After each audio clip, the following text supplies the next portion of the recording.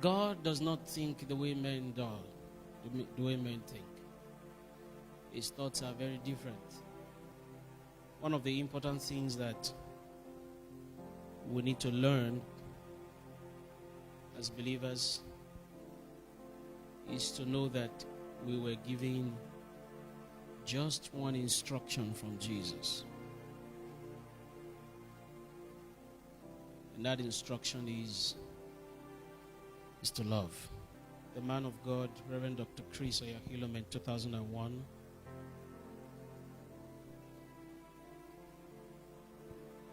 there were a couple of persons that God showed me, several of them.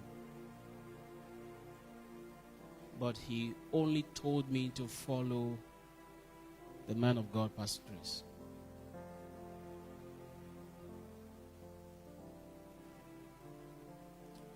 And the time where I got to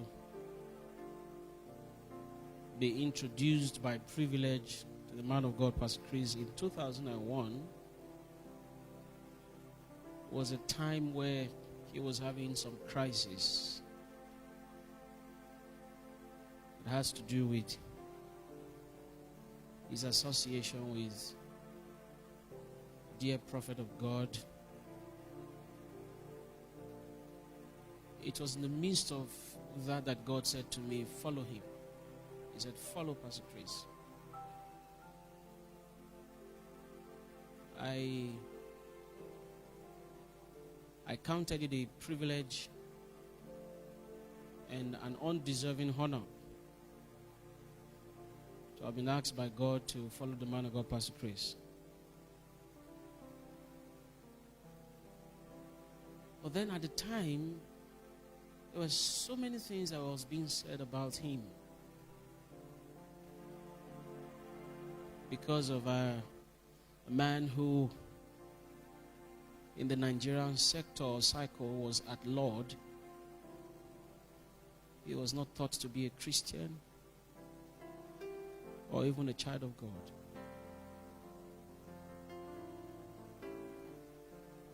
And then I was wondering why the man that God asked me to follow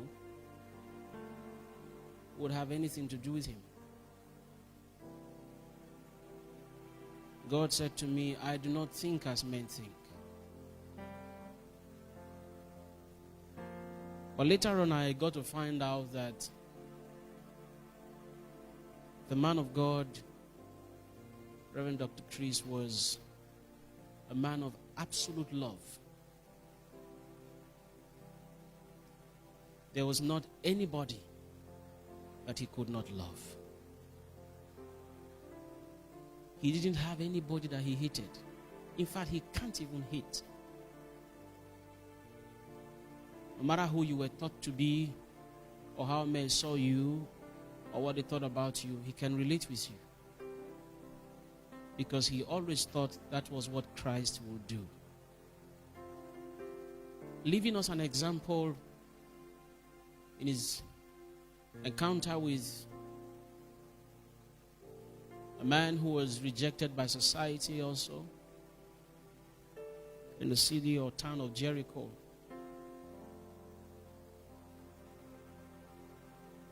Zacchaeus was his name.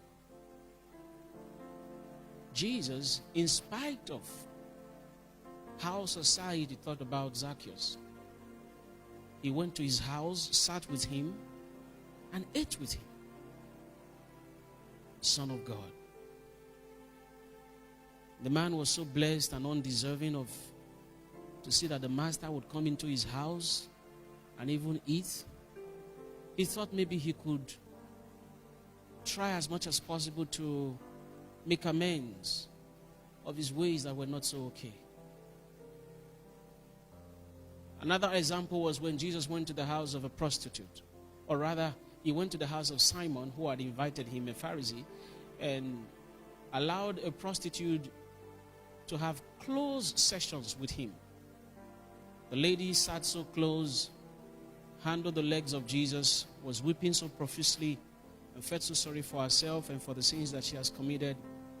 And the Bible tells us that she was wiping Jesus' feet with her hair.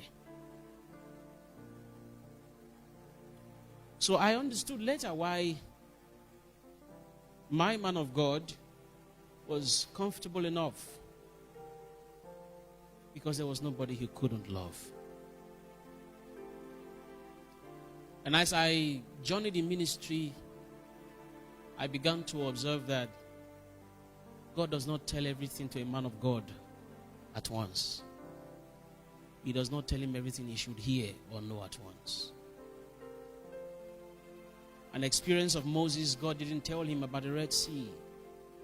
God only told him to deliver the people to the land he promised their fathers. God never spoke about the rock, murmuring or the complaints of the people. The man of God, Moses, was trusting enough. By a sign here and there, he went to the authority of the day and asked that God's people should be released into their inheritance so that they can serve God. But as he journeyed, he encountered so much trouble on the way. His emotions took a better part of him sometimes. He disobeyed God. He struck the rock instead of speaking to it. He was hungry. A lot of things happened. But one thing was the dividing factor between him and the others. He was a man of love. The Bible tells us that he interceded for the people not to be destroyed when they disobeyed God. So it doesn't matter what you think about a man of God. Think first of what God thinks about that man, and not how you feel about him. And so I am a bit pained by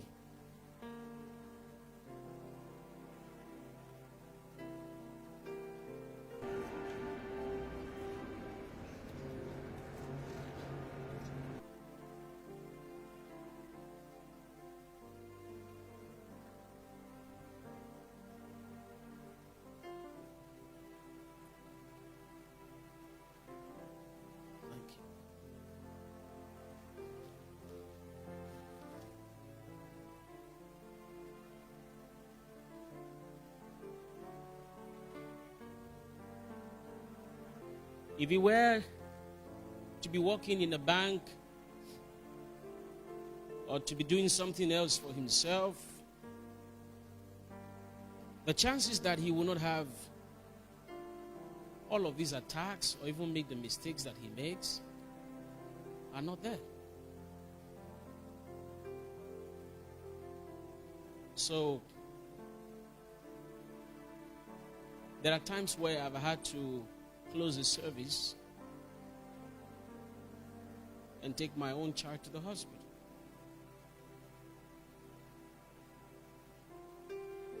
I didn't feel any less of being a man of God. There are times where I've taken my children to the hospital 1 a.m., sometimes 2 a.m. I'll have to drive them. But I knew that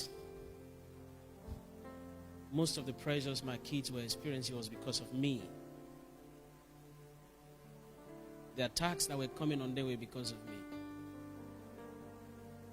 Because of what I do.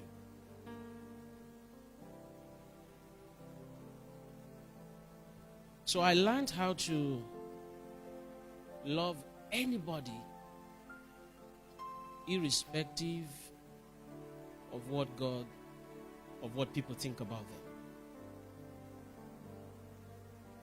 Your life is in the hand of God. And when you are done with your assignment here, it would require of you the things that you've done with your own life.